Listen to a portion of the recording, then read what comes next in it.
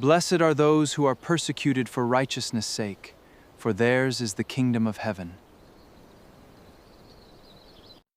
The world calls many things blessed. Comfort is blessed. Success is blessed. Applause, approval, ease. These are the world's beatitudes, whispered through every advertisement and echoed in every broadcast. But on a hillside in Galilee, Christ pronounced a different kind of blessing, one so countercultural that it still startles us 2,000 years later. He called the persecuted blessed. Persecution.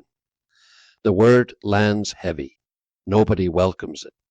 Nobody prays for it. Nobody pencils it into the calendar. And yet here it stands, the final pillar of the Beatitudes, the crown that completes the whole architecture of Christian living. The first 7 Beatitudes describe what we must do. They sketch the dispositions of the soul, poverty of spirit, mourning, meekness, hunger for righteousness, mercy, purity of heart, peacemaking. These are the doors to right perception, the attitudes we need to adopt and cultivate over a lifetime in order to be blessed. But the 8th Beatitude is different. It describes not what we do, but what is done to us. It is the world's response to a good life lived for the sake of righteousness. The first 7 shape the person. The 8th reveals the cost of being a righteous person. And notice something striking. The 8th Beatitude shares its promise with the first. Blessed are the poor in spirit, for theirs is the kingdom of heaven. Matthew 5:3. Blessed are those who are persecuted for righteousness' sake, for theirs is the kingdom of heaven. Matthew 5:10. These are the bookends between poverty of spirit and persecution, holding the whole life of a righteous person in place. The same promise stands at the door and at the destination. And note the tense. Theirs is, not theirs will be. The kingdom is not a distant inheritance waiting at the end of a long road. It is a present possession in this life. Can you imagine a truly good life, a truly upright life that costs you nothing? Can you picture righteousness without resistance, light that draws no shadows, salt that has no sting? In the Gospel of John, Jesus prepared us for persecution.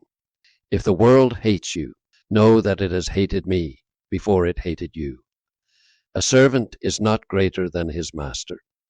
If they persecuted me, they will also persecute you. John 15:18 and 20. He spoke these words not to frighten us, but to forewarn us, to fortify us, so that when the blows would come, we would not be surprised or unprepared. The history of faith confirms what Jesus foretold. Of the Old Testament prophets, most were rejected, exiled, or killed. Of the 12 apostles, all but one died as martyrs. And the long pattern continues into our own day. Christians remain among the most persecuted religious group in the world, with thousands losing their lives each year for the name of Christ. This is not an aberration.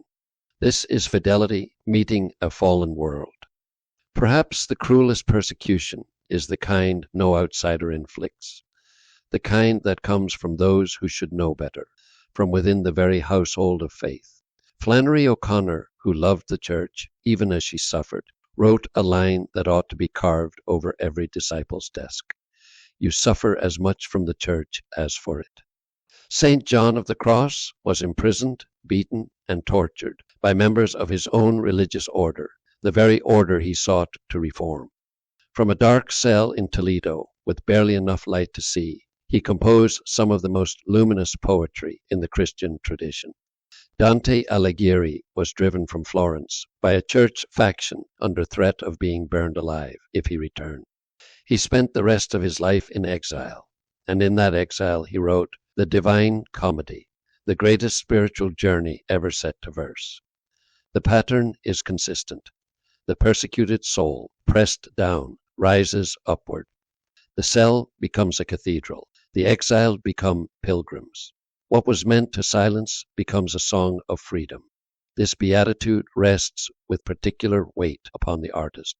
The artist, after all, is one called to dive deep into reality, in search of its meaning, refusing to be confounded by the wiles of the world, or seduced by its applause.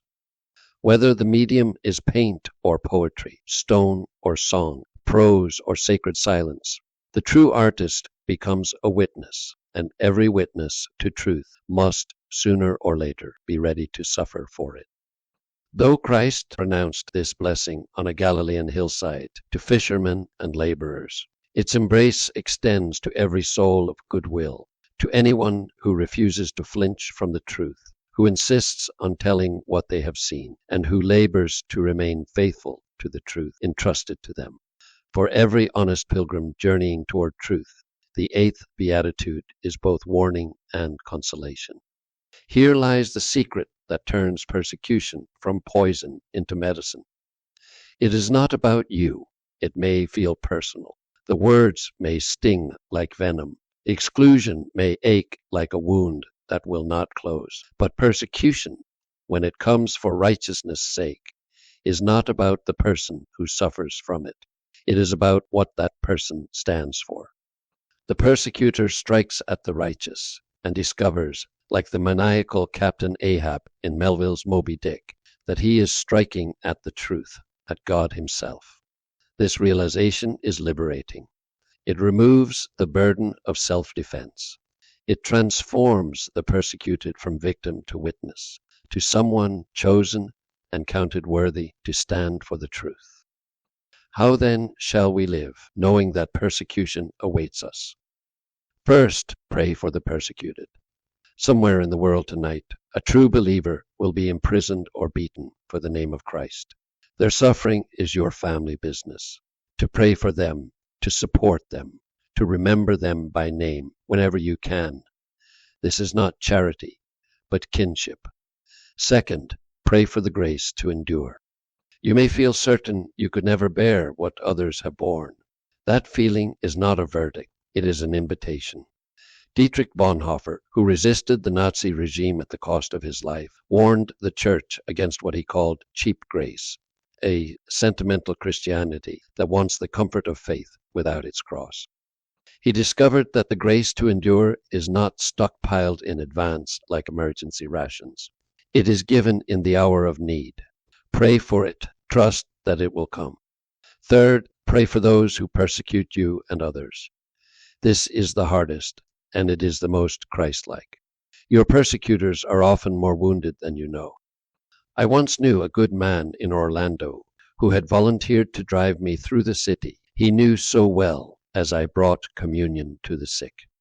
He confided in me that a particular acquaintance had relentlessly belittled him and tried to undermine him for doing this work, insisting that ministry belonged only to priests and that he had no business putting on airs. The criticism was constant, sharp, exhausting. Then this volunteer went on vacation with his wife. Do you know who approached me to take the place of my volunteer during his absence? You guessed it.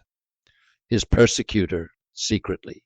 The persecutor admired my volunteer, but could not bring himself to admit it.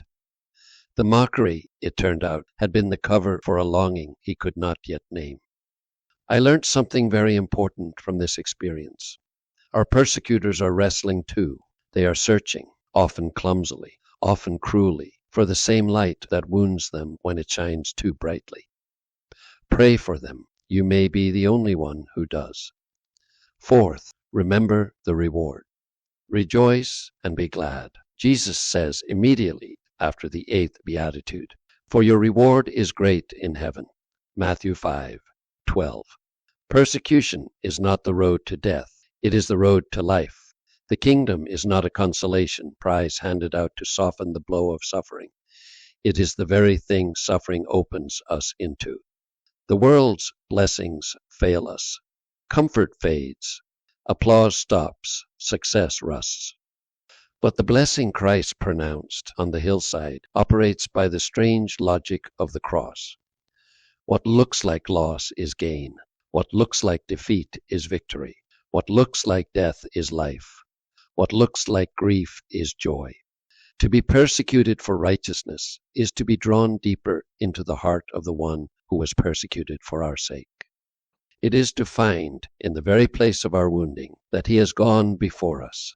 And in that finding, we discover what the 8th Beatitude has been promising all along. The kingdom is already ours. Thank you for listening, and I am Hugh Duffy.